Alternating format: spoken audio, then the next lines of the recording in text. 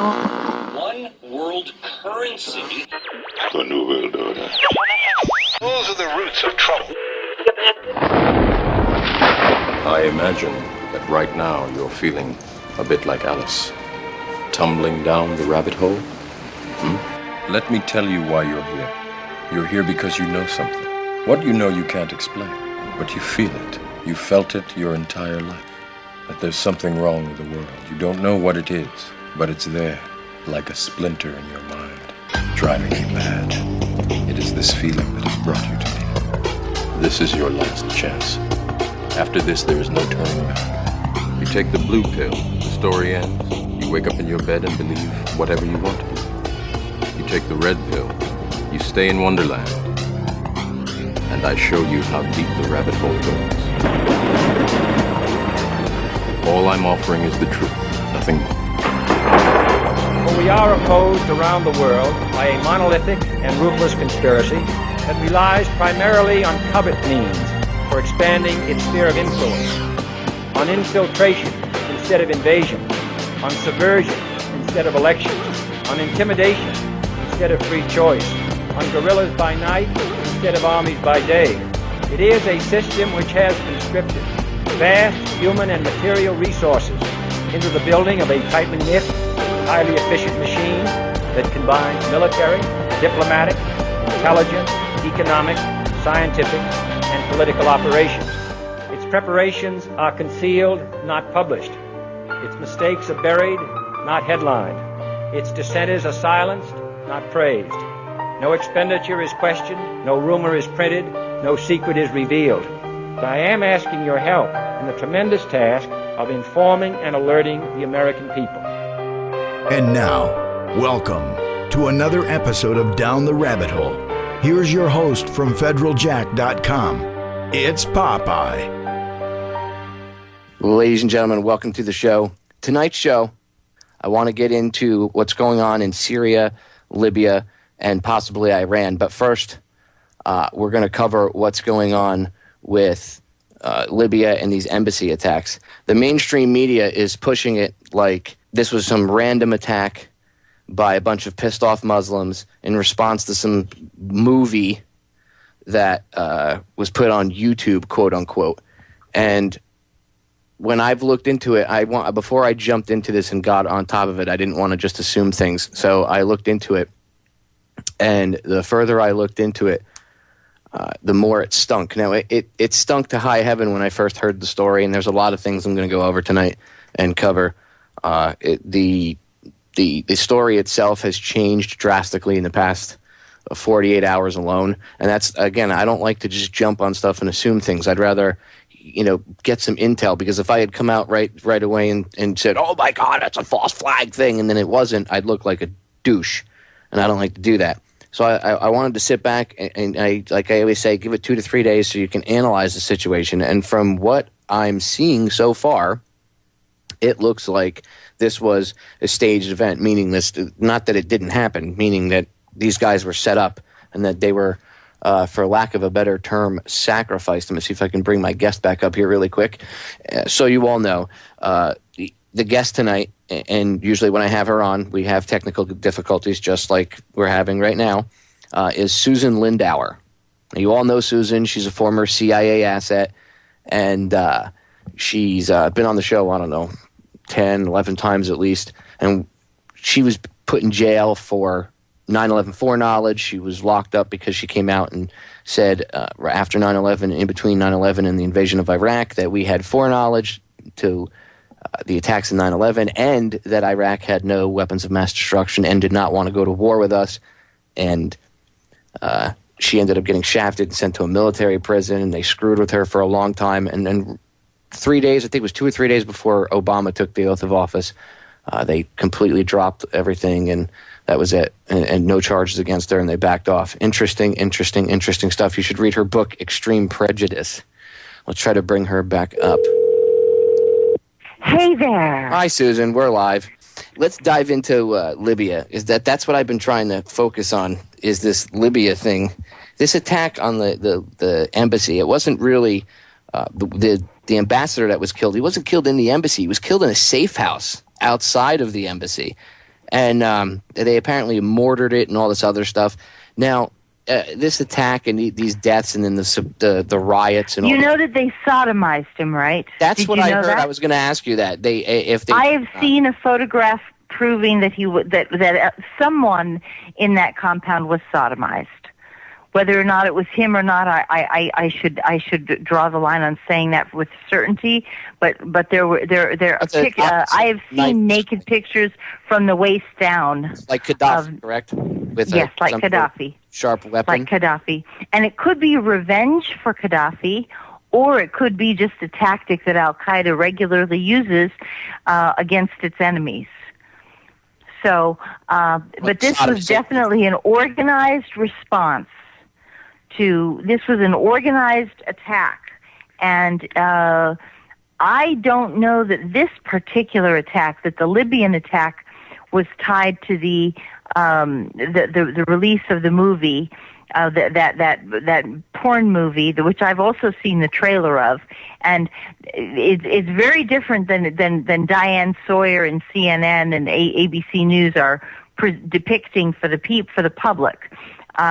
It really is very graphic and offensive. But there are two issues here.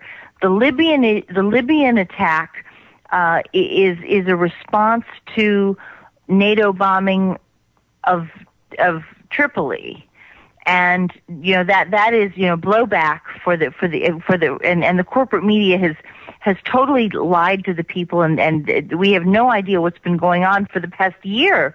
See, the corporate media has been telling everybody it stopped. It never stopped. And this guy, the ambassador, was a focal point for the U.S. Coordination of attacks on the Libyan people, and they took him out. He's been removed, but he was targeted. Now, I know that the pictures are out there where they're dragging him through the street or whatever, but is that really them dragging him through the street? Or because I've been told that I was told that they were trying to bring the bodies to a hospital or something because they had suffered quote unquote smoke inhalation. But then people had said no. He was naked. One of them was naked from the waist down. Now, what do you find? And I know that because I've seen the pictures of it.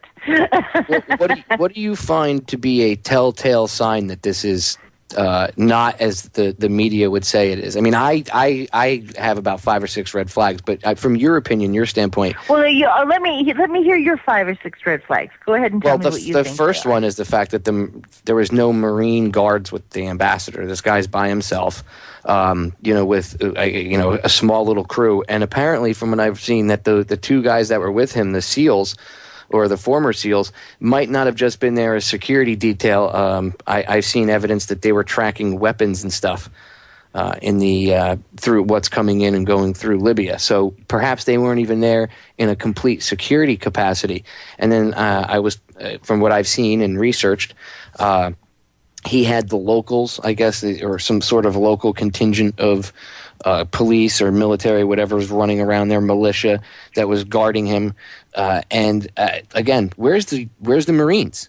Why does he not have guards that from the U.S.? Why does he not have U.S. military guarding him? Why did they stick him in a safe house? How did the people get stuck in the safe house? First of all, why were they put there? Because they had a warning. Question. They had a warning 2 days ahead of time and didn't do anything about it. And then all of a sudden, I guess after, perhaps, I'm not sure if it was after they got attacked that they took off to the safe house. But if that's the case, why was there no Marine contingent with him? I mean, this just thing smells to holy hell. Then there's 2 former Navy SEALs that are there with them, whether they're in a full guard capacity or not. These guys were armed.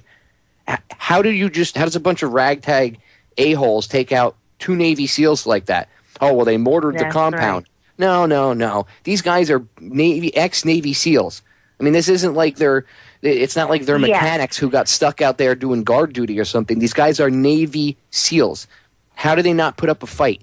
I mean, in Iraq, there's a famous case where I forget what SEAL team it was, but they were pinned down, and they came under fire. It's under sustained fire for a while. It was either Iraq or Afghanistan. This is years and years ago already. Not Somalia. Not Somalia. No, not the Army Rangers, but this one SEAL team came under heavy fire from, I don't know, at least I think it was upward of like 1,000 enemy, whether it was the Army, militia, whatever it was. And anyway, this entire SEAL team held back like 1,000 guys by themselves. Okay, it's a and it's not a made up story. This is real. And of course, the numbers might have been like 800, whatever. The case is, the point is, it's a perfect example of that these SEALs know what they're doing. And I'm not saying, ooh, they're super cool and all this, but they're special forces. So it just begs the question of how could two former special forces guys get taken out so easily? I just don't find that to be it's a big red flag. And then I started to see all this other stuff coming out that, it might have been staged, that this video, this full movie might not even be real. The video itself might be something else that they took and dubbed words over, because when you look at the words that are supposedly talking against Allah and you look at the video being like in the trailer, it doesn't match up. You could see it's horribly dubbed over it. So it begs the question, why would somebody do this? And then not only why, but who? Who benefits from this type of action, Susan?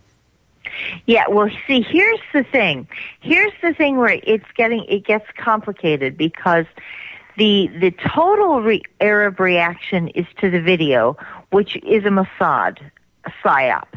And they used it comes across as being a pornography video, to be honest with you. There's a soft porn, not hard porn, but by Islamic standards, absolutely outrageous and truly blasphemous. It would be like I would easily make a comparison to depicting Jesus Christ as a homosexual, engaging in sexual activities with his brother. Didn't he have a brother James or something? Or having sex with Joseph, his father, like an incest homosexual video. That's the kind of thing I would compare it to. And if you did that, a lot of Christians would be very angry here in this country, And so, I mean, this is not just saying nasty things about the Prophet Muhammad. This is really offensive stuff. And if it was done to the Christians, they'd be, some Christians like Glenn Beck and all those guys, Mitt Romney, the George Bush, that kind of, Michelle Bachmann would just be that they would be up in arms. They'd be prosecuting them for hate speech against Christians. They'd be, martyred. There'd be all sorts of defenses of Christian free speech, because it's like an incest video with Jesus Christ and Mary. It really does get that gross. So first of all, what we need to know about I'm hearing from my intelligence sources, we all know that the White House and the corporate media is now running as backwards as fast as possible to get away to denounce the earliest statements that this was an Israeli Mossad operation, and that some Jewish dual citizen was involved in this. And in fact, there was, what I'm hearing from inside was that, in fact, there was an Israeli connection and there was some Israeli financing to it. And it was definitely mischief making. And, they used they used several people who were open to temptation, but it was definitely a manipulation. And now they don't want to have to, now, you see, where they made the mistake was, this is from what my sources are saying, is that they released it on 9/11, and they made this big, huge fight on 9/11, and a lot of people like us are angry because we already associate Israel with the original 9/11 event, and this is like throwing acid on the wound that you have some Israeli Mossad agent creating this psy-op to antagonize the Arabs, and it's going very well. From Israel's perspective, this is a great success. Where it's not a success is that the public is angry, and we're calling them out and saying, "You bastards, what have you done? Look at the consequences we're suffering because of Israel's psy-op." And so they're saying, "Oh, no, we didn't do it. We didn't do it." Well, yes, they did. Absolutely, they did. And somebody on the inside of our government or military had to have known what was going on. I mean, think about it. They had warnings 2 days ahead of time, right? Again, the Marines don't have any ammo to protect themselves. What's the point of, first of all, let me ask, just throw this out there. What's the point of having armed guards if they don't have bullets in their guns? What are they going to throw the gun at the massive mob of people coming over the wall? Seriously, if you have a guard and he's supposed to be armed to protect you, why in the hell are you going to take away his bullets? They did the same thing to the guys in the USS Cole, by the way. The security detail on the USS Cole. You know, when you stand security detail on a ship, I was a sailor. When you stand security detail on a ship, you have your gun. When you're in a foreign port, you have it loaded. Well, for some reason, the Cole's security crew wasn't allowed to have ammo in their guns. So they couldn't shoot the guy coming over on the little dhow, the little boat that blew up next to it. Yeah. If that's really what they hit it with and not like a torpedo or something, God knows what they actually did to the thing. Maybe it wasn't a boat, but even if it was, let's say, for instance, it was. These guys couldn't stand a chance to even protect themselves. They had to watch the thing sail right up to it. I mean, come on. And now it's the same thing with these embassy guards. Again, this thing just stinks. And I don't know, I don't have proof positive, but I got to tell you, from what I've seen, everything points to Mossad and with the help of people in the CIA. Now, I'm not saying all of them, but all you need is one rogue group. There's two. That's right. A rogue group, and there's a lot of those in the CIA. Look at Pan Am Flight 103. And they are trying. Yeah, and they are trying right now. There is this huge fight. I will tell you also that there's as you know, you already know this. I mean, this is like common sense. The whole world can see this happening and playing out. But we all see that there's a fight between Israel and the neocons trying to push us into war to defend Israel against Iran, and the rational, Joint Chiefs Martin Dempsey, General Dempsey, saying under no circumstances like hell we're going to go into war for Iran with Iran. That's a stupid idea. That would be catastrophic for our military. We refuse to do it. And so you have these two groups that are fighting with each other. And who do they control? They control the military. So they get the guy into a safe house without a guard. And the people who came after them are organized. This was an organized attack. It was a sustained. It wasn't like a rogue mob. It was like 3 hours long. Yeah, they came in under cover of darkness. Did you see Dianne Feinstein? It's amazing if you watch the news coverage. It's like one person comes on and says it was an organized attack. The next person comes on and says it wasn't an organized attack. Then the next person comes on and says it was. Then it wasn't. Then it was. Then it wasn't. It's like they're trying to bombard people with so much BS, Susan, that people are just going to go, you know what? I'll believe whatever they tell me. I don't care because there's just I don't know what's real and what's not. But if you're seasoned, if you understand how they work, I mean, why would somebody said to me, well, Gaddafi loyalists maybe? No, not Gaddafi loyalists. What would they gain from this? Absolutely nothing. The same thing that bin Laden and his group of ragtag morons would gain from attacking us on 9/11. Nothing. There's something bigger going on behind the scenes. It's and I don't think people are getting this. And I know so many smart people that are like, this is what happens when you go into other countries, blah blah blah. Those animals, look what they did, blah blah blah. And I'm not justifying. Well, but you see but that's also true. I mean, and that is also a true fact that is easy to rile them up because they already hate us. They hate us for Iraq. They hate us for Libya.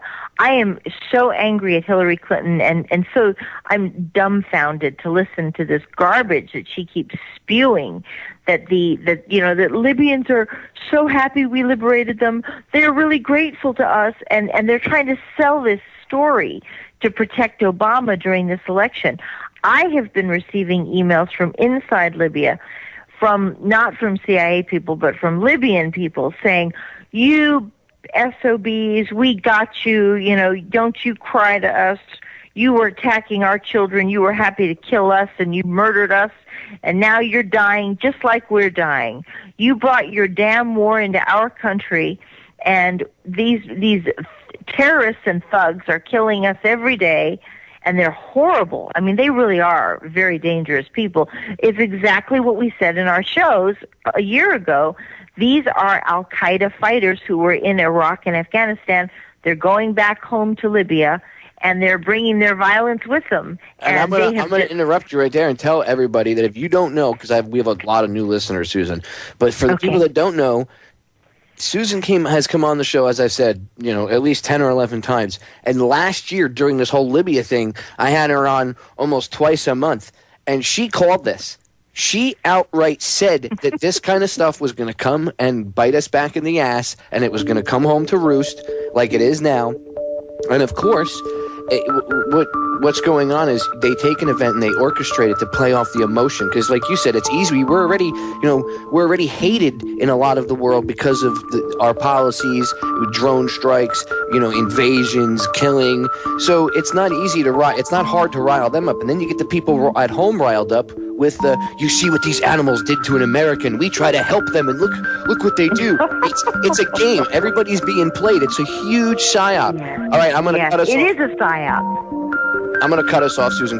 Ladies and gentlemen, we are back. And if I sound fired up tonight, it's because I am fired up. You can ask Susan. During the break, I was just going off like a rocket. She had to stop me. It's because, as I said to her, I see so many smart people that I know that are, quote unquote, awake.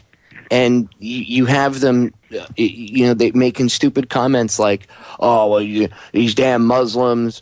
Look, we go in there, and even if I don't agree with it, we bring them peace and that, and we bring them freedom, and look how they treat us. Or you have the average Joe who buys into it, and it gets me angry because I have some smart people I know are buying this up, and it's like, guys, this is a complete psy-op to get you to go, yeah, it's cool. Let's go bomb the hell out of more brown people and more Middle Eastern people.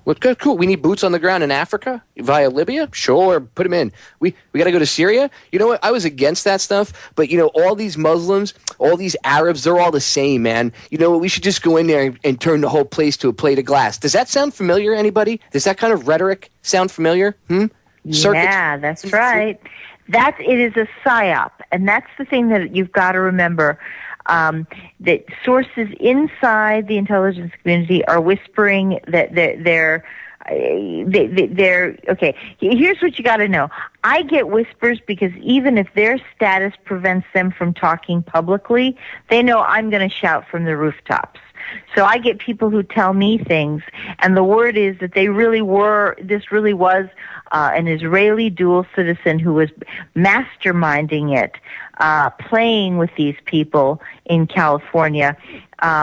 It is not an innocent kind of movie. You have these quote actresses saying, "Oh, I had no idea that they were going to do what they did," and that may or may not be true. But it's the script that was dubbed over the original stuff is very obscene, and you would compare this to it's like a porn movie with Muhammad, the Prophet Muhammad, and you can see how that and it's depicting him as a pedophile and as a womanizer and as a man who has no holiness in his character at all.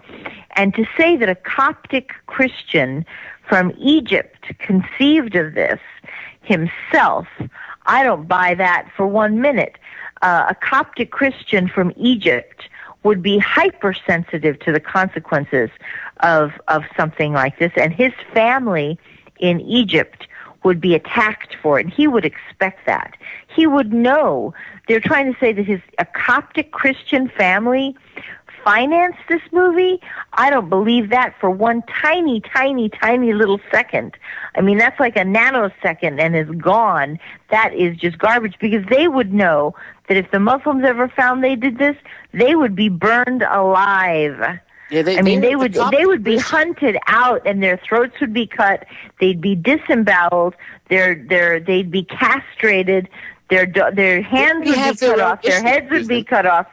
they already have their own issues with, the Coptic Christians versus the Muslims. Why would they, again, that's like saying Gaddafi loyalists, blaming them. Like, hello, why would people that benefit the least go poke the sleeping tiger? Does it make any sense? No. Use a little bit of logic and look at it and see who would benefit from this. Yeah, I mean, these are poor people, too. I mean, they don't have a lot of money, but they had $50,000 laying around for a movie? I mean, that's like an extravagance.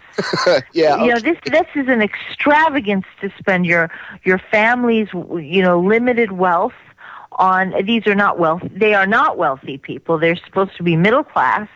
And you're supposed to tell me that they took their entire life savings and gave it to this movie to create this nasty porn movie that would be guaranteed to cause the entire country around them to want to murder them and kill them? And they would know that better than anybody. If you're living in the Middle East, you would know how dangerous this really was. And you would never, under any circumstances, do it, especially if you're going to take what little you have on this earth to do something like this. I mean, you'd have to be pretty much an insane person to do that. I mean, there's stories of people like using the Quran for you just even setting it on fire, burning a few pages. And being like that little girl, that I think she's in Pakistan, that retarded Christian girl who burned a few pages of the Quran and then was taken into custody and jailed. She was like 10 years old. They know that the people in the Middle East know better than this. They really do. This would never have happened. It's just the story that they're trying to concoct right now about this man, trying to say, oh yeah, well, he wasn't Jewish. We promised. Oh yes, he was. There was a Jewish component of this. Whether the man that they're fronting was Jewish doesn't matter, because he may be Egyptian, he may be, but the guys who really did it, who gave him the money, the technical support, all of this, they were Jewish, and it's a psy-op. And the whole purpose of this is, and this is what I want to say, because this is what my sources are telling me, is they are afraid. This happened on September 11th, which just pisses me off, because I believe that the original 9/11 involved Zionism too. Okay. And so Zionism, it involved Israel too in the original attack. And so I'm offended that 11 years later, the Israeli government, the Mossad, is going to pull some stunt like this on 9/11 to try to excite, to recreate the passion and the fervor that drove us into the first war with Iraq. And now they're thinking, oh, well, it worked before. Let's do it again. We'll just do it differently this time. We won't blow up any buildings, but we'll still cause, we'll cause as many problems for the Americans. We'll manipulate the situation, and we'll drag them into this war with us. Well, which we have to remember. We'll kill not a politician. Well, I guess you could call him a politician. We'll kill an ambassador, somebody that is supposed to be off limits in war. I mean, soldiers in a battlefield, people kind of expect them to get killed, but they know the psychological effect of taking out an ambassador, a civilian. Okay, there's a lot to this. There really is. And again, like I said during the break, it's done to get the American public riled up, because I guarantee you right now, yes. I guarantee you, Susan, at least 35 to 40% of the population in this country right now is like, we should go in there and level it. We should just send the Marines in, man. I'm going to tell you what. I mean, let me turn off my NFL for a second. Hold on. Okay, let me tell you what. We should just send in all of our military into Libya and Syria. Yeah. We're the U.S. military, man. We're so awesome. And most of the people saying this have never served. That's why they have on people. That's right. And they think we're going to go fight 7 countries all at once. 7 wars at the same time. I mean, that's what it would be. If you were, we've got Iraq and Afghanistan, Iran, Syria, Lebanon, Libya, Somalia, Egypt. We're going to attack all those countries at once. I mean, it's just insanity. And the reason is that they're trying to drag us into this war with Iran. And what my sources are saying is this is probably the first PSYOP, and there will probably be more coming, because the Israelis, for all their tough talk, there is no way they can fight. They like to pretend, hey, we're Israel, we're tough, we can do anything to the Arabs we want. No, they can't. They are absolutely dependent on the United States to come in and do their dirty work for them and to fight the battle for them. They cannot win without the United States, and we must not go in there for them. Our country is financially bankrupt. Our military is broken and exhausted, and I don't mean to say broken in the sense like they're bad or weak. They're just exhausted. No, the military is broken. We need to pull all of our troops back from all the bases, and we need to lick our wounds and recuperate, and that's the least we owe these people. I mean, there's no reason for us to. We're like the Roman Empire right now. Look what happened to the Roman Empire. Eventually, the Roman Empire fell. I don't know why people in this country think that history won't repeat itself, because it will. I mean, who's going to pay for us to go invade all these countries? Who's going to pay for it? Hello? Who's paying for it? Who? You. Yeah, that's right. That's right. Americans don't want to pay bigger taxes. They already can't afford, they're looking for jobs. Jobs means that you create jobs here in the United States. Okay? It means that there's something going on here, not something going on 3,000 miles away.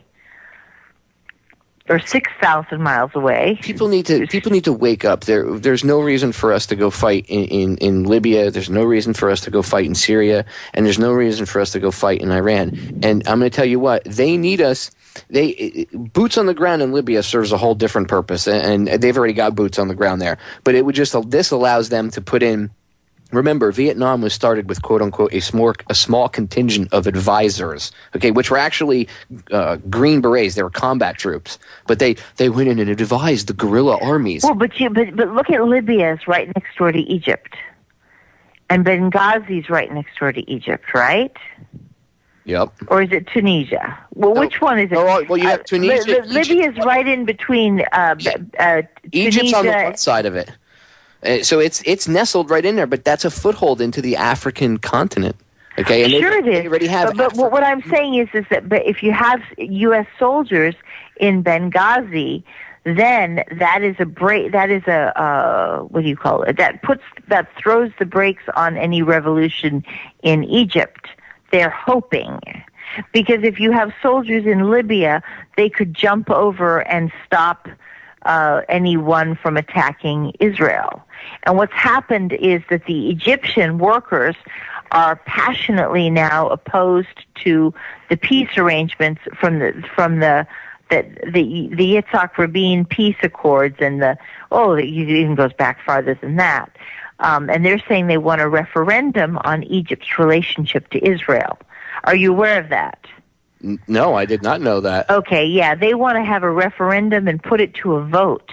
And the Egyptian people and the Egyptian government, the new government, is trying to appease Washington and promising that they will not put it to a vote. But the people are like, to hell with you. We want this thing. We didn't put you in power. We didn't take out Mubarak so that you could come in and put Washington's agenda first. We want our agenda, and our agenda is anti-Israel.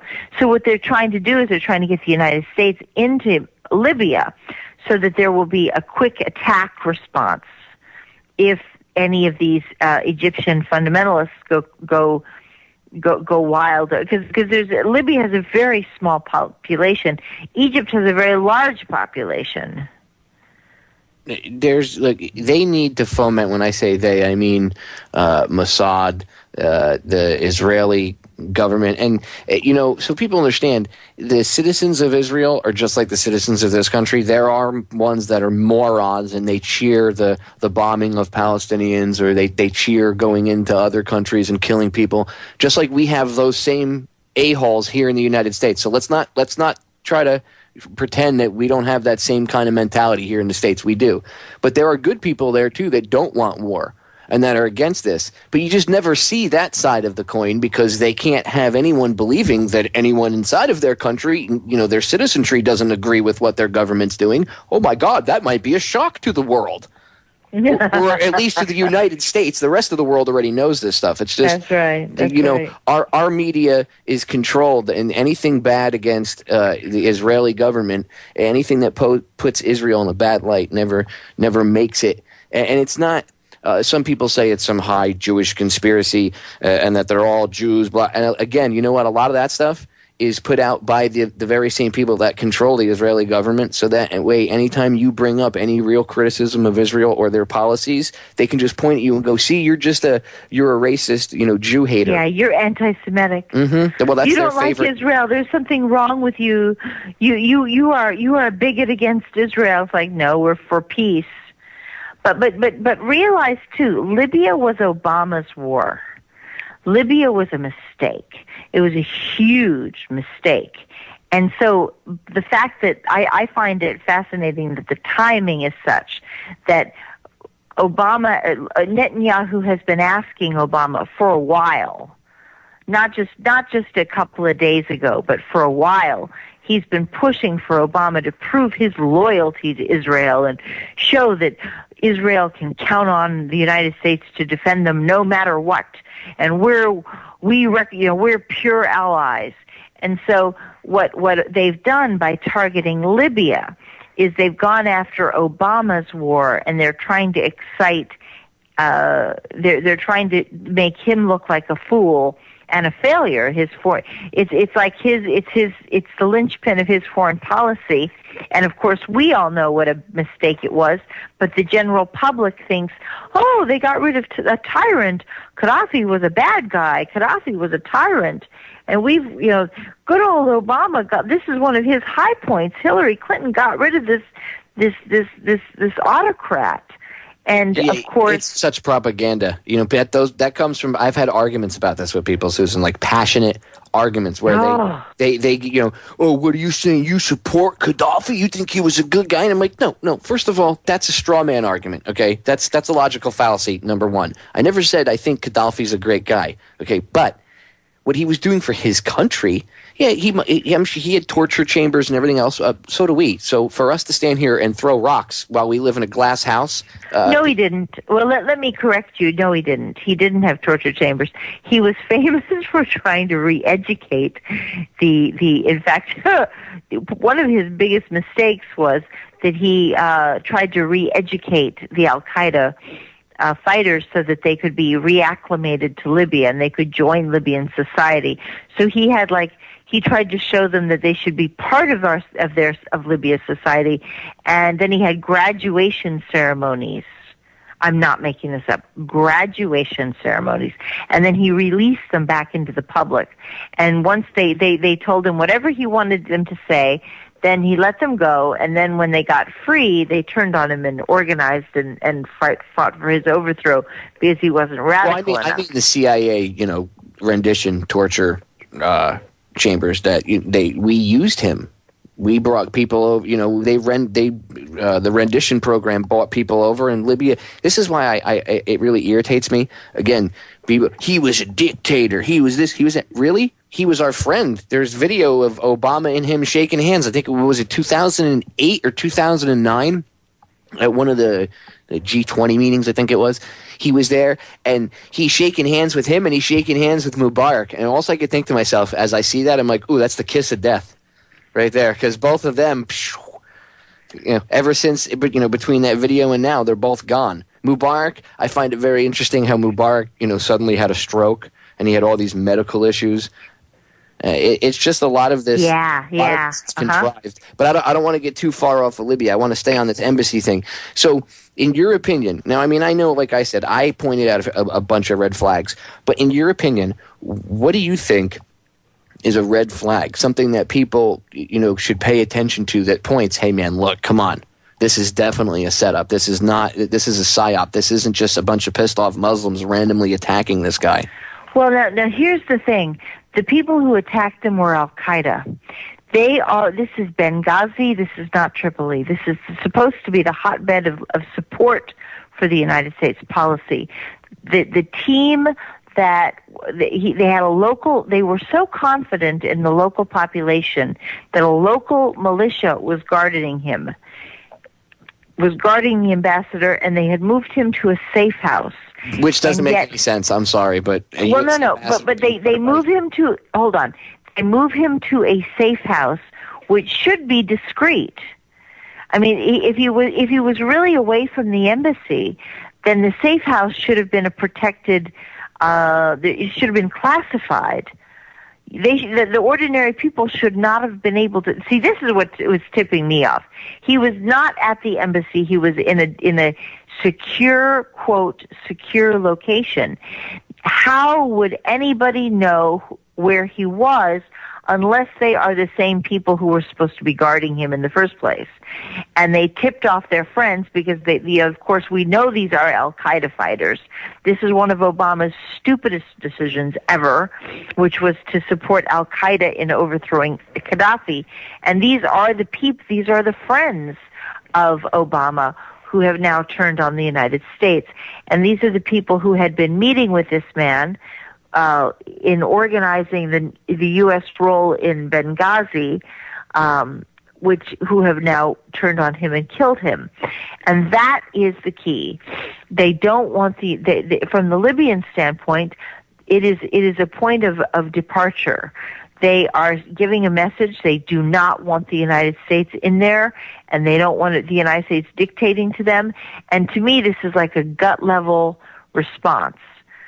This is what the Libyans do. They really deeply hate outsiders.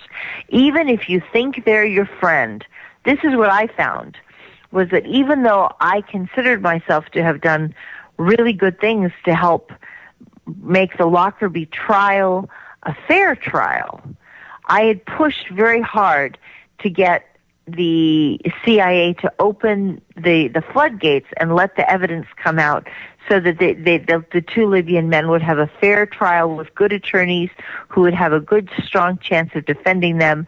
One of the two was immediately acquitted, and the other was convicted.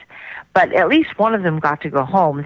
This was a huge victory for the case. But even then, for all that I ever did for Libya, for the cause of justice, not for Libya, but for the cause of justice, Libya still never trusted me. And I knew that. I mean, I knew that that if they ever had the chance, they'd probably kill me. If I was ever in the desert alone, I might end up getting shot too, because these people never make a promise to. They don't believe they have to keep promises to outsiders. They are loyal to their tribes. They're loyal to their family clans. And there are 2,000 families in Libya which are married together, intermarried, and that's how they keep the peace. But they have no loyalty to outsiders, none. And so this ambassador, had nothing, had no... Yeah, they had no qualms about taking him out. They really had no qualms. I'm going to cut us off, Susan, because I'm going to cut you off right there because the break's sneaking up on us. Ladies and gentlemen, stay tuned. Hour number 2. Ladies and gentlemen, we are back with hour number 2 here on tonight's live edition of Down the Rabbit Hole. It is the Friday edition, September 14th, 2012. I'm your host, Popeye, from FederalJack.com, and tonight I'm joined by show regular here, and I would say personal friend. Susan is a really good friend of mine, Miss Susan Lindauer. Thank you. And I got to thank you. The innocent people of Libya owe you a debt of gratitude for what you did and the other people did in that fact-finding mission a year ago to get the truth out about the war crimes. Because if it weren't for you, passing that information on to certain individuals, and us helping you build a website for it and getting that information out, people would not around the world would not be privy to myriad of war crimes that went on that were backed by the U.S. government and NATO. And a lot of people don't know this. There are still many people that are sleeping or, not tuned in, whatever, that don't know. But honestly, the world knows. There's more open eyes in this world because of you and Tarpley and all the others that went over there. And, got that info. You were sent that info from people, and you knew you had to do something. You came to me and said, what can we do? And we helped you out as best we could. But you did a fantastic job. I mean, it's really because you had the courage to put it up and to make sure it was protected, and to get, to build. Listeners, audience, you should know that Popeye here had the CIA crashed his server and destroyed the first server, and they had to come up with a whole new. It had to buy a new server and create a huge firewall around it so that it couldn't be crashed. And the whole time, the intelligence community was trying to take it down, and we had a little intelligence war going on here, for real. Because they really did not want anybody to know this. For like a good 6 months, and I just didn't. I talked about it slightly here and there on air. Hey, we were having technical difficulties. Later on down the road, I talked about it, but at the time, it was too much because I don't think people would have believed it. But it was like, and we knew it was going to happen. That's why we built that separate website for it, because we knew it was going to happen. I even had false charges of child pornography thrown against the website, and our host shut us down for about 6 hours while they investigated it. And I said, go ahead, go investigate it, and I guarantee you you're gonna find out that it's BS. And they, to their credit, they called me back and they apologized and they put us right back up, and they said, we're gonna investigate who put in this false claim against you, and supposedly they're supposed to prosecute them. Now, the fact that it never followed through with prosecution, they just said, we're sorry, we didn't mean to shut the website off. Obviously, it's nothing bad, and they moved on. Yeah.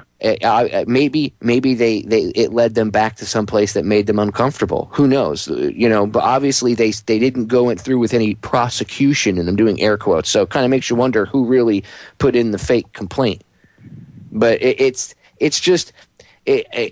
important that I remind people that what you said a year ago has come to fruition. I mean, you came on the radio broadcast at me and you said that this was going to happen. And back then, we had the same three warmongering putzes running around saying we should invade Libya, McCain, Lieberman, and Graham. And now they're running around saying we should invade Syria, Iran. And I mean, how just Orwellian and out of it is it the just odd or bizarro world? Is it to hear these guys go on live TV and in one breath, McCain will say, insane. Syria and Iran. It is absolutely insane for anybody to go to war with any of these countries. Look at what's really happened with Libya.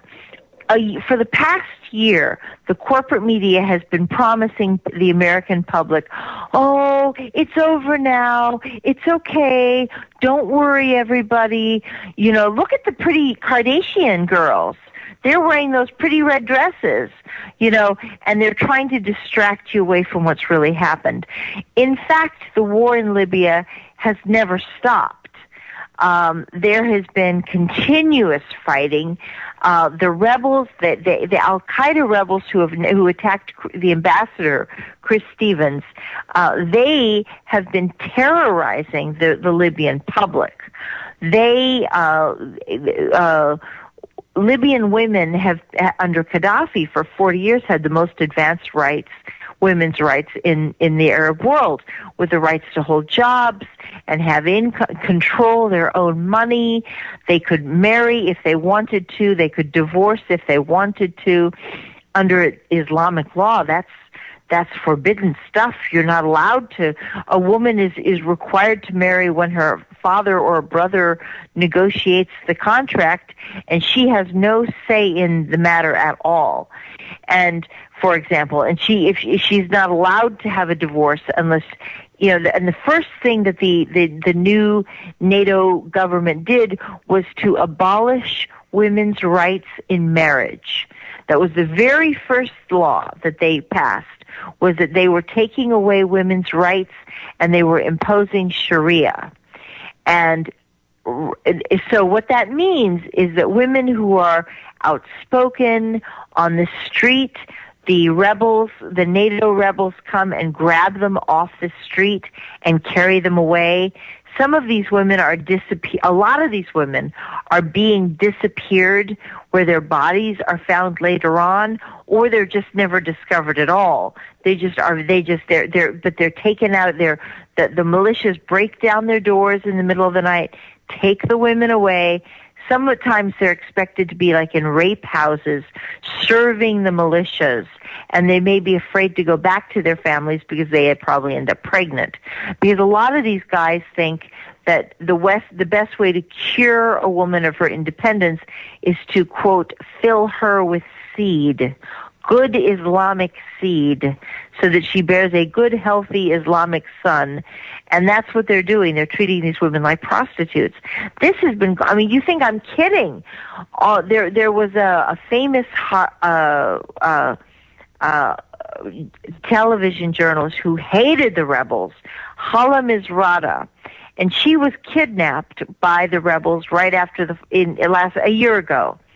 And the rebels kept putting out, because she was so famous, the rebels actually posted videos of their interrogations of this woman, and she was ferocious and strong and defending Libya. But what they did was they started to announce that they were gang raping her, and that the rebels were putting out on the sports network, Libya Sports Network, that they were raping her every single day to get her pregnant. And that and at one point they said that I saw a video where they claimed they had gang raped her. And I mean, I don't mean like one man raping her. I mean like a battalion, a militia gang rape. 17 times. And on New Year's Day, they posted video of her on this Libya Sports Network, where they have soccer games and things like that. They posted a video of her obviously pregnant with a proof of life. She was required to hold up a piece of paper with the date written in her own handwriting, and hold it above her stomach so that the whole world, all the Arab world, all the people of Libya would see that she was pregnant. And this is the fighting that's gone on. Carjackings, people getting thrown out of their houses, they're stealing property, they're thugs, they're killing the black Susan, people. I thought we dropped democracy and freedom in those bombs. I thought as soon as you drop bombs, democracy, freedom, and order just spilled out of the warheads, and that's what... That's right. Are you meaning to tell me that there's like a civil war and there's utter chaos? Really? Yeah, really. Yes, indeed. And who called that's right. to go? And remember this too, because Libyans are a vengeful people. They are, and this is the thing. Chris Stevens, the Hillary Clinton was like, and Obama are like, he was the focal point of all these talks with the Benghazi government. How could they have done this to him? Oh, that's why they did it to him. Because the Libyan people hate the United States. They're furious at what we've done. Hillary Clinton, and again, you see this propaganda from, Diane Sawyer and CNN saying, oh, but the people really love us. They're so glad we're there. Oh, no, they don't.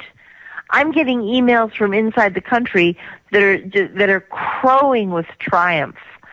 And I'm not trying to I'm not trying to suggest that Chris Stevens got what he deserved, but they think he got what he deserved. And they picked him out personally. And it was his, it's going to turn out that it was his bodyguards, his Libyan bodyguards, who did it. And they organized this thing. They coordinated the assault. They found him at the safe house.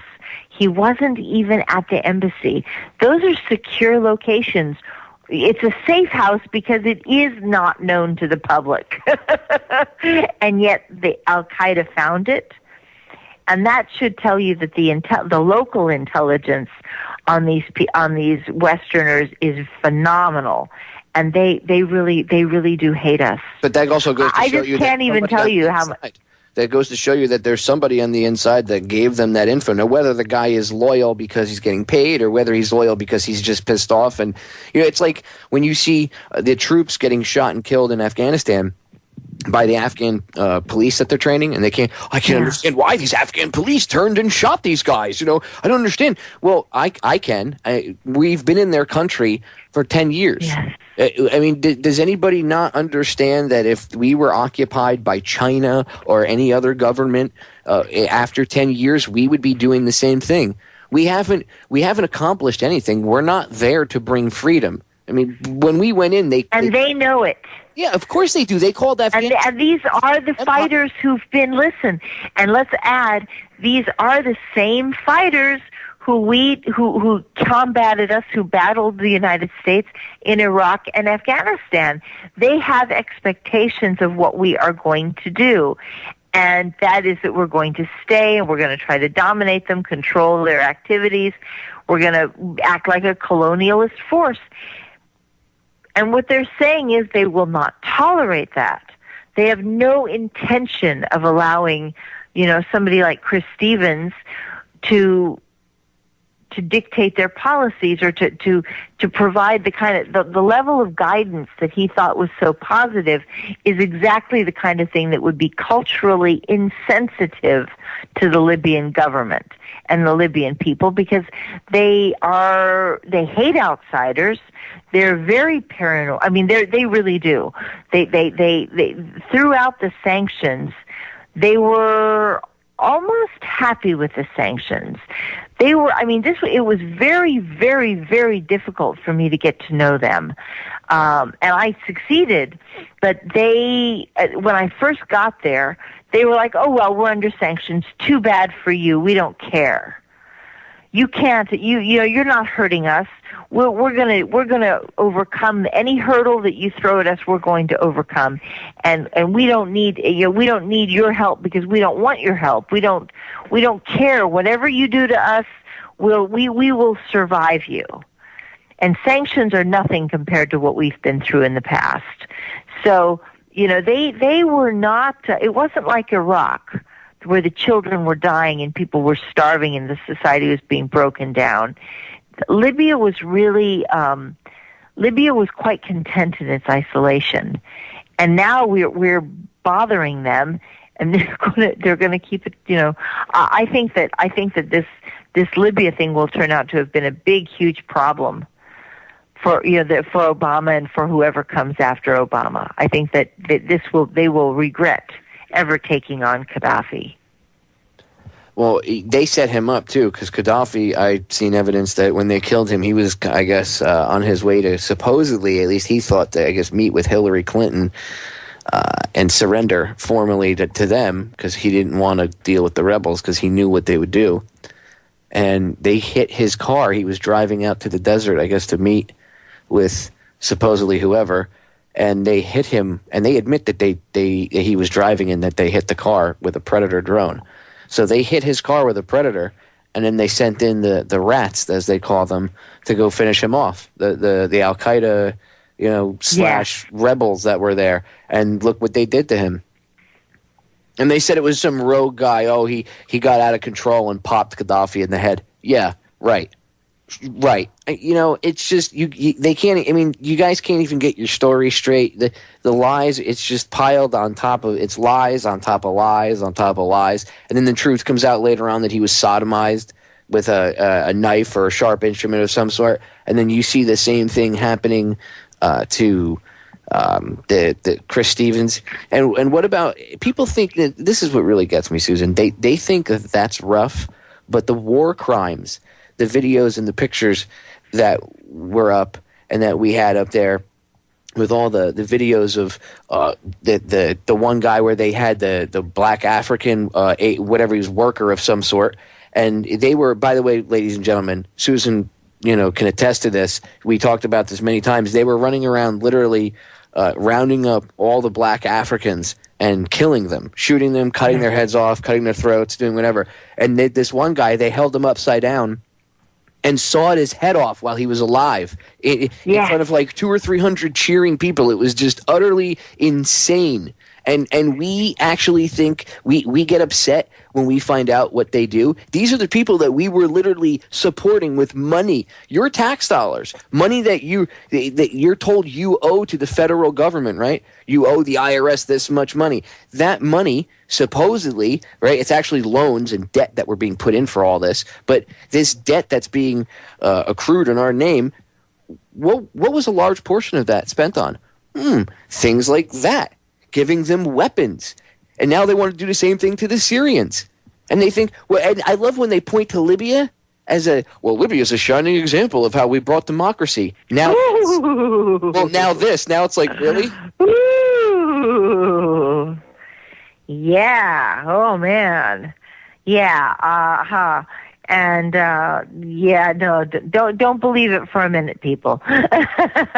There's no democracy in Libya. In fact, the Al Qaeda figures that we supported, they barred candidates from the elections who were moderate, who were not religious based, and who had been in the country. So in the country for the past 40 years under Gaddafi, they were not allowed to run for office. Only people living outside the country for the past 40 years have been allowed to run for office. So it's not even a true democracy. And the people know this. I mean, the Libyan people themselves are not fooled by us, by what we're doing for a moment.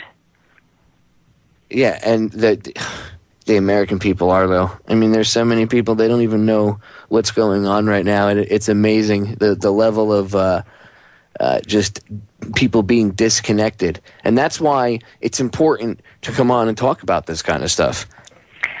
Yeah, well, I'll tell you something. My sources, my intel sources are saying that they, that they expect more false flags from Israel, driving us into war with Syria and Iran.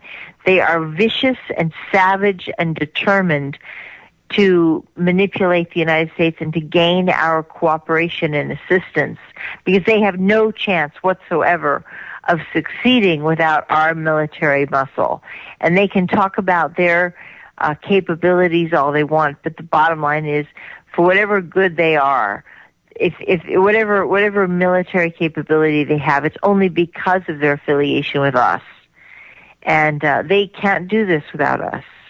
Is there anyone inside the CIA or the government that can expose this and stop? I mean, if you shed a light on this, that's the only way to stop it from happening, is if you can show conclusive evidence from some quote-unquote official source that they might be causing harm. But I mean, let's be honest. I don't think that would be career suicide. I don't think anybody would want to politically, or do that. It would have to be like in an action movie where they take over a TV station or something, and put in a disc of the guy speaking, and we secretly recorded, Senator so and so or President whatever, and that's how it would have to go, because you wouldn't be able to get on air. Even you could get like the head of the NSA, and he could go to MSNBC or CNN or whatever, and in between them going live and him walking in the front door there, the signal would be lost, the satellite would get hit by an asteroid or something, but somehow, some way he would not get on air and the truth wouldn't get out. So is there a way that from in the inside they can try to stop this, Susan? At least that you see? No, because the problem is it's Mossad. And part of there's this conditioning that the Israeli Mossad is one of us. They're our friends. They're our allies. And we have to get past that. We've got to stop thinking of the Mossad as working for our best interests. Their job is to manipulate us and screw us so that we will screw ourselves and we will abandon our best interests.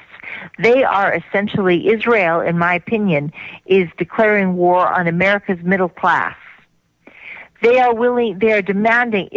is demanding AIPAC is the AIPAC is demanding that America's politicians sacrifice our middle class and our future, our children, the children of the middle class, for another generation, and that we should throw ourselves onto the funeral pyre of our empire and sacrifice ourselves so that Israel can have a little bit of security and at least have that we will fight the war for them. Yeah, and just like we've fought plenty of other wars, and people need to look into really who benefited from us going into Iraq. The only country that benefited was Israel, and they even openly admitted that too, because at the time, Iraq was the only Arab country that could stand up to them. Remember, Iranians aren't Arab, they're Persians. All right, ladies and gentlemen, we got the last break of tonight's show coming up. Stay tuned, we'll be back in a few minutes. Don't go anywhere. Ladies and gentlemen, we are back. Final segment of tonight's live edition of Down the Rabbit Hole. My guest, Susan Lindauer. Susan, really quick, I want you to plug your book. Tell people where they can get it and the name of it. My book is Extreme Prejudice, the terrifying story of the Patriot Act and the cover-ups of 9/11 in Iraq.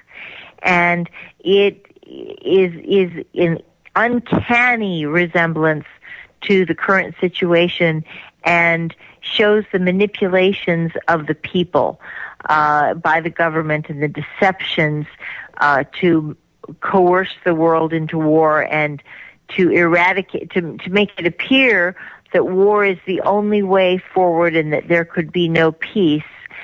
Nothing else would satisfy the conflict. And that is just absolutely garbage. I was the chief asset covering Iraq before the war. I was on record telling them there would be no weapons of mass destruction, but more importantly, there was a peace option on the table that would have resolved the entire conflict. Weapons inspections, cooperation with anti-terrorism. Iraq tried to give us financial documents on al-Qaeda to pinpoint where the terrorists were keeping their money. They tried to give us, they offered us preferential contracts in healthcare, hospital equipment, pharmaceuticals, telecommunications, transportation, non-dual use factory production, and they even offered to buy 1 million American manufactured automobiles every year for 10 years. And there was a democracy proposal. It did not require that, when the media got hold of the story about the democracy proposal, they tried to say that Saddam was demanding $1 billion to retire to the country. That is not true. He would have just left. He would have just walked away. And he was planning on doing that anyway because he was an old man and he was tired.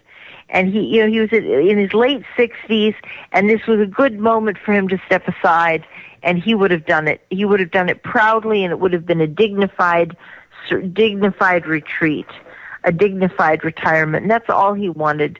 That's all he hoped for at that stage. And so if you read my book, you will discover a whole new range of reasons why you should stay out of war with Iran and how this manipulation stuff works. So I urge you to check it out. And it reads like a spy thriller. I mean, Susan went through hell.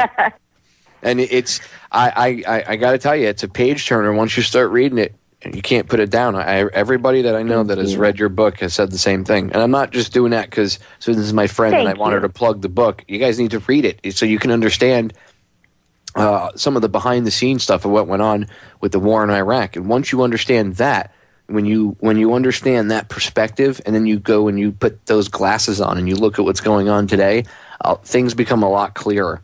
So you really have to read and listen, you guys, everybody, we expect more false flags. You see how dirty this is. You see how ugly this is, and how quickly the corporate media is trying to disavow Israel's involvement in this. And yet the spooky people know that Israel was definitely behind this thing. The family in Egypt, the alleged Coptic Christian family would never have had the kind of resources as a small middle-class family to finance a film in California. That would be a family's entire life savings. Okay, Egypt does not have the level of income that we have here. These are not wealthy people; they're poor people.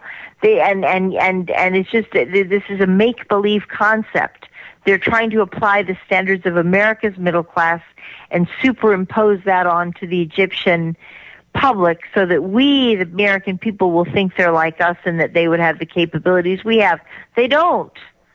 So, and my spooky sources are insisting that this was a Mossad operation. They're very dismissive of this whole thing. But what they're worried about most of all is that if this is the first play of a psy-op to drag us into war with Iran, what will Israel come up with next? Yeah, what's Act 2? What's Act 2? And that's why they're willing to tell this stuff to me, because they know I will shout it from the rooftops and I will raise holy hell about it. And the way to block it, we think, I mean, it's typical in a spook situation. The way that Israel relies on a suspension of criticism and public ignorance to get away with these kind of psyops. So the way that American spooks think that you should take on a psyop and to take on a false flag operation and stop there from being any more false flag operations is simply to call it out and call a spade. So you're not being unpatriotic if you expose Israel at this stage. You're not being honest with yourself if you lie about it. You have to be brutally honest, and we have got to stop thinking that Israel is our friend. They are in this for themselves. They have their own agenda, their own fears, they're right next door neighbors to these guys. They are very worried about what's going to happen when these radicals that have cropped up all over the Middle East, when they get to business taking it, because they're much more likely to take on Israel and to try to destroy the Israeli Zionist state. For good reason, mind you, but they're more likely to act on it. And so Israel is desperate to use the United States as an ally to attack everything in the Middle East that's possible. And a lot of people think, well, the Israeli government, they have a pretty large military, the IDF. Well, they do have a very formidable military, but let's be honest, Iran is just, if you put obviously size-wise next to each other, they're outnumbered. They could throw every citizen at it, and it wouldn't go well for them. And then if they're at war with Iran and they're fighting with Iran, other people around them that they've pissed off will probably take advantage of the situation and rise up to go at them, because they'll know that they're busy fighting with Iran and that they wouldn't be able to fight a war on multiple fronts. Kind of like Nazi Germany was very tiny. It wasn't as big as most people would think. So when Hitler was forced to fight two wars on two fronts with the Russians and the Allies, that's what brought him down, was the fact that he had to fight two wars on two fronts. So Israel would have the same problem. So what do? They go get the United States to come in and back them up, because we got to go bail them out of everything. And they'll put all of our citizens through the meat grinder. They'll take whatever money they can get from our scumbag politicians. That's right. And they'll keep they do not care.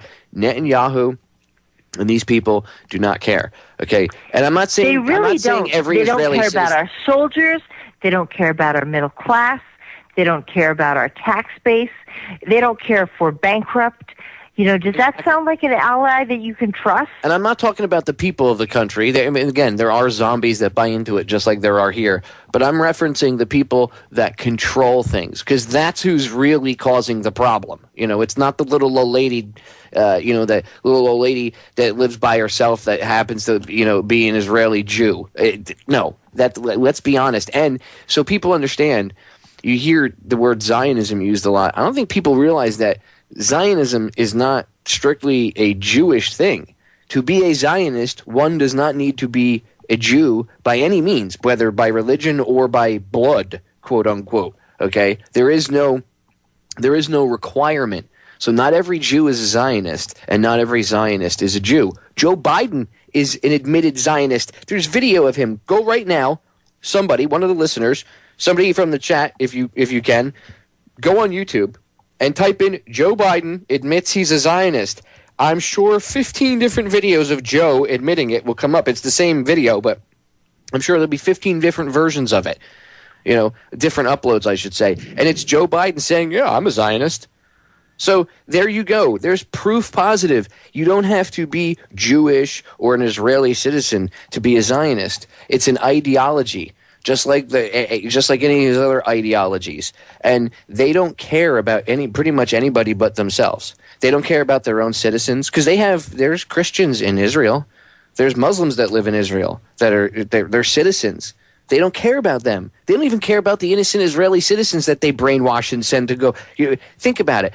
Does our government care about our young Marines and our sailors and our airmen and the soldiers? No. They brainwash us and our people to go fight in wars. Their government does the same thing. You have to. I just wanted to clarify that because a lot of times people will just say, oh, because that's where the rhetoric comes in of you're attacking the citizens of Israel. You're being anti-Semitic. No, I'm attacking the power structure. First of all, let's call a spade a spade. The country itself was founded by Irgun terrorists. Okay, one of whom's father or son is Rahm Emanuel. Okay, his daddy was one of these terrorists. Okay, go look up the King David Hotel bombing. Go look who did it. It was these Zionists that wanted to create this Jewish state. They went in dressed as Arabs and set the bomb. They admit it. One of them, he's like 80-something years old now. He's proud of it. He's like, yup, I went in and did it. You know, we're glad that we did. We're proud that we did it. So the King David Hotel bombing was done by Israel wasn't formed yet, but Jewish citizens, that's right. Zionists. That's right. It was done by these terrorists to create, help create the nation state of Israel. Israeli forces were the original terrorists of the Middle East, and they would bomb. They were famous for bombing. Oh God, who was it? Shimon Peres, I believe it was. Ooh, am I going to get this wrong? Shimon Peres bombed a nursery school with 5-year-olds in it and tried to make it look like the Arabs had done it so that they would be able to excite the international public against the Arabs in defense of Israel. And it was his own people who bombed a nursery school, a kindergarten, killing Jewish children. But this is what they're doing now to us. And we are in so much trouble if we do not fight this. I predict, Popeye, that you and I are going to have many. I'm worried right now. I think we're going to have many, many more discussions about this in the next year, and it will be like Libya, where the two of us will be shouting from the rooftop, saying, "Don't do it, don't do it." And the others will be going in and saying, "Oh, we better, be a patriot, go along with the soldiers." This is not good for the soldiers. This is not good for America. It's not good for the taxpayers. And it's a conflict, a crisis that is being created and created around us. It is a false flag operation by the Israeli government, which has now resulted in the death of an ambassador. And frankly, I think the guys who did this should be hunted out of Tel Aviv. And I think that they should be punished in Tel Aviv for this. And they should be extradited to the United States for it. And, I just have no sympathy at all for anybody trying to drag the United States into a defense of their society. Nope. Well, look at what they did with the Liberty, too. I mean, we came yes, that's a very good example. Egypt. I don't think many people realize that we had planes, fighter jets in the sky with nukes. They were about to turn Egypt literally into a plate of glass. Okay, they not the entire country, but the capital and any of the important cities and facilities were going to become just one big plate of glass, literally. And you know what? Luckily, they were turned around. Okay, but we came a hair's breadth away from from World War III back in the 60s. And there were multiple reasons why the Liberty was attacked. It wasn't just to help get us involved in the Middle East. The Liberty was also picking up transmissions of the war. What was it, the 6-Day War? And they were picking up transmissions and had overheard transmissions about the IDF committing war crimes with shooting prisoners, because they had to move on, so they would line them up and execute them. And by the way, the United States did the same thing in Iraq. Okay, there's been plenty of reports out of Iraq that we lined people up and shot them. And Afghanistan too. And I'm not talking about the soldiers that ran around doing crazy stuff because they went nuts and from too many tours or whatever the case may be. Why the guy snapped or whatever. Maybe the guy was just an idiot. I'm talking about legitimate prisoners of quote unquote war. And we, for lack of time, the unit had to do, they had to execute them. And this kind of stuff was going on with the Egyptian military versus the Israelis, which, by the way, when you research that, if you want to read some really good work about that, check out Alan Hart, because he was a correspondent that was on the ground at the time, and he's written extensively about this stuff for years. And you'll even now, I think it was not Netanyahu, the one that just died, Sharon. He admitted that they started that, and that the Egyptians didn't start that, and that they had. Because if you looked at it, it was like 50,000, poorly trained, low morale, not well equipped Egyptian, army military guys, versus 90,000 highly trained, highly motivated, and well financed and armed IDF soldiers and fighter pilots and stuff. And they just. It was obviously the fight was going to get. It was obviously who was going to be the winner from the get-go. I mean, they had more guys, they were better trained, they had higher morale. And the point is, they attacked the Liberty. Same thing. And to this day, you never hear about it. You never hear. I know my father was a Navy vet. He was actually in around the time that it happened. I asked him. When I told him about the Liberty years ago, I asked him if he knew about it, and he had never heard of the Liberty. I was in a secret. Wow. I know guys that were 20 years in the Navy that have never heard of the Liberty, Susan. Oh, how could that be possible? Compartmentalization. They keep it quiet. Nobody, when you go in, if you're not told about it, if the other people around you don't have any clue about that ship, then you're never going to hear it. Maybe somebody might bring it up, and if it does, usually that stuff will get squashed, because the people in the military are so brainwashed, or they'll come up with some retarded reason for it. I actually interviewed one of the survivors on the anniversary this year, and he dropped a bombshell on me. He right on air.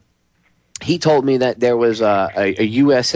Submarine in the water by the name of the Amberjack, and he said it fired. And the other Liberty survivors, some of the other ones know this, that it fired on board the ship. So there was he said that he said that there's some people that don't think that it fired on the ship, but all the members of the crew know that this sub was in the vicinity. So for them to say that Johnson didn't know what was going on and everything, and yes, Israel did lie at first. They told them the attack was over, and they still continued to attack the ship for another hour and a half. I don't want to get too much onto the Liberty. The point is, and it's a whole show in itself. If anybody wants to, go in the archives and you could look up from July of this year. You'll see the anniversary of the Liberty. I interviewed one of the survivors. Go listen to it. I mean, it's some heart-wrenching stuff. But the point is, there's already been a precedent set for this stuff. And now, like Susan said, a year ago, Susan, when we were talking about this, I was like, man, Libya, what are these guys nuts? Then what's next? Syria and Iran. And now, it's a year later, and it's like, wow, they don't care. They're really going for it. I mean, they got to know they're going to start World War III. They have to know this. In order to save our country and to save our economy, to save our middle class, the United States voters right now must separate from Israel. We have got to we've got to confront our politicians who are taking money from AIPAC, and we've got to demand that they serve us and serve America's middle class first and foremost, and that if there's any conflict with our demands and of foreign politicians, we come first. And of course, that's the problem for Israel, is that we're supposed to be sacrificed on the altar of their need of their obsession with the Arabs. And it's a self-fulfilling prophecy that you create the problems and then you have to deal with the consequences of it, it's a terrible thing. Problem, reaction, solutions, the Hegelian dialectic. Thesis, antithesis, synthesis. They create the problem. They already have the solution that they want. In this case, it's war and complete global domination. And by the way, technically, we did bring democracy to to Iraq, and we did bring democracy to Libya. See, democracy, accurately translated, means mob rule. And if you look at Libya, it's like mob rule. It is mob rule. So I guess we really did bring democracy, quote unquote. We didn't bring a republic. We didn't bring any type of true liberty or freedom. See, it's amazing. Free elections. We did not bring free elections to there either. Oh, come on. You mean to tell me that elections are rigged, Susan? But see, this is the problem that we're going to face now, too. Because you know who's counting the ballots this year? The Israeli government. Did you know that? What? I bet you did know that. I had heard that, but I didn't think that... An Israeli corporation, I shouldn't say government, an Israeli corporation has been designated to count the ballots in the American presidential election. So a Mossad front company? Oh, that's great. A Mossad front company is going to count our ballots for us, for the United States. And I'm not saying that I'm defending Obama here, but I don't want any foreigner making a decision as to which president is going to be better suited for their interests, and they're going to be rejecting our choices and just dumping. I'm not worried about voter suppression like the Democrats are. I'm worried about the Israelis dumping voters who are we're going to dump 100,000 votes here because they're all going for the candidate that is not passionately Zionist. And that's the thing about Obama that is starting to be good. It is one good thing in a very bad, in a wishy-washy, very weak, vulnerable foreign policy, and that is that he is at least standing up to Netanyahu. And we've got to see him do more of that. I don't trust him, though, either. I mean, I really have. I agree. Because he's done their bidding in the past. I think once the election is over, if he gets back in, either way, with either him or Romney, we're screwed. But I think if he gets back in, he's just playing it until he gets back in. And then once he'd be in a lame duck session, that'd be it. Susan, we're going to get cut off. It's the end of the show. Time flies when you come on. Thank you so much for coming on. Check out my book, Extreme Prejudice, and remember, Israel is a different country. They're not working for us. We've got to work for ourselves. We are against war. We've got to protect our own best interests.